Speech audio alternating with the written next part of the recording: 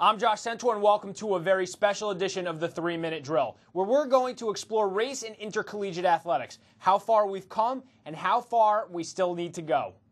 But first, let's take a quick look at some of the stories making NCAA news. The NCAA released updated graduation success rate data, and improvements have been made in a number of sports, including men's and women's basketball, football, baseball, softball, women's volleyball, and women's soccer. For the full report on GSR, log on to ncaa.org.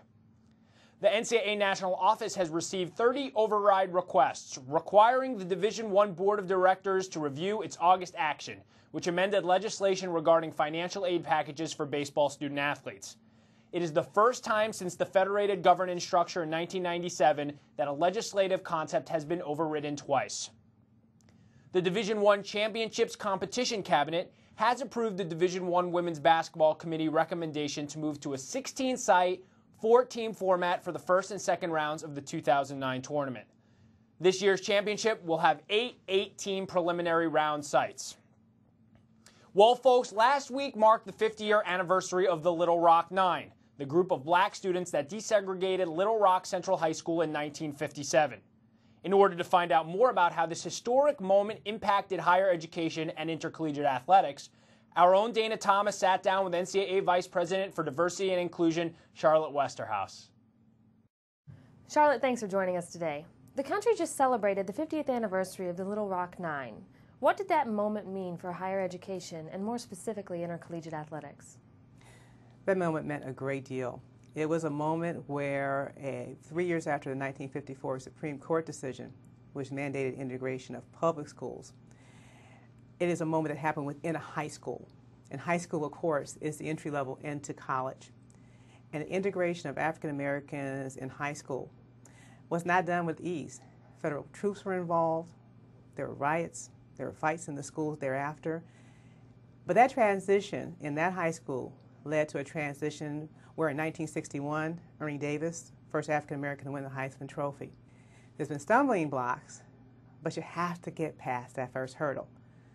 What lessons have been learned since 1957, and how has the NCAA changed over time?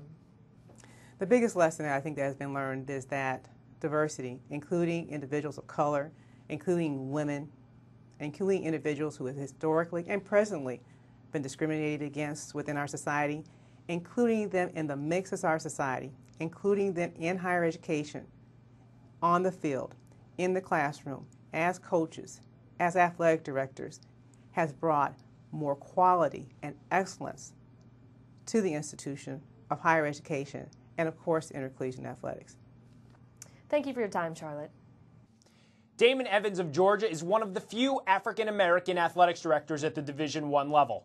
He's here with me today to share his insight on the progress that has been made over the last 50 years. Thanks for joining us today, Damon. What is the historical significance of the Little Rock Nine, and what does it mean to you? It's extremely significant. They were pioneers. They got it started for us. And when you have people who will take that much courage and believe in something that is so powerful and so far-reaching, it's so significant to us today. 50 years later, how has the plight of those 9 students affected you personally? Well, a lot of people have come since then. For me personally, I don't believe the opportunity that I have now as the athletic director would have been available at the University of Georgia. If you look at 1957 to 2007, 2004, where I am now, that's a lot of time. But I want to say this, we still have a long way to go. That brings me right to my next question. We have come a long way in the last 50 years, but how far do we have to go? What does the landscape look like 50 years from now? It's hard to envision what it's going to be like in 50 years, but I will say this, first and foremost, I hope it's better. I think we're making gradual progress, but it's interesting. We've got a lot of efforts in place to change things. I just can't see that. I'm going to take a 5-year, a 10-year look at it and see if we're making constant improvement from an NCAA perspective, a University of Georgia perspective, and a conference perspective. What does it mean to you to be one of the few African American athletics directors out there? I'm pleased, and first and foremost, I'm fortunate. But at the same time, I know I have a great responsibility placed on my shoulders. A lot of people want to say I'm a pioneer. By no means am I going through what the Little Rock Nine went through. I mean, the verbal, the physical abuse that they had to endure, I didn't have to endure that type of stuff. But I know that I'm fortunate, and I know that I got to set a good example for others to follow. It's said a lot of times, if I make a mistake, if I mess up, that may hinder other people's chances. Are there any programs or were there any mentors that helped you along the way? Oh yes, there have been several programs. First and foremost, I've had a lot of individual mentors out there, starting back at the Southeastern Conference with Roy Kramer, John Gertie.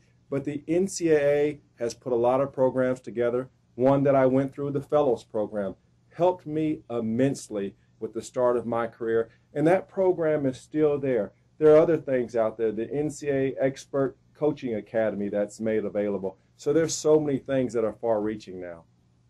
As you know, we've struggled to diversify our coaching ranks in Division I football. Why are we having such a problem when there are so many qualified candidates out there? I think people aren't searching them out. I still think there are some that are afraid to make that step. Let's be candid with one another. Football still has a ways to go. Basketball has made leaps and bounds over football. There are a lot of minority coaches in the sport of basketball in comparison to football.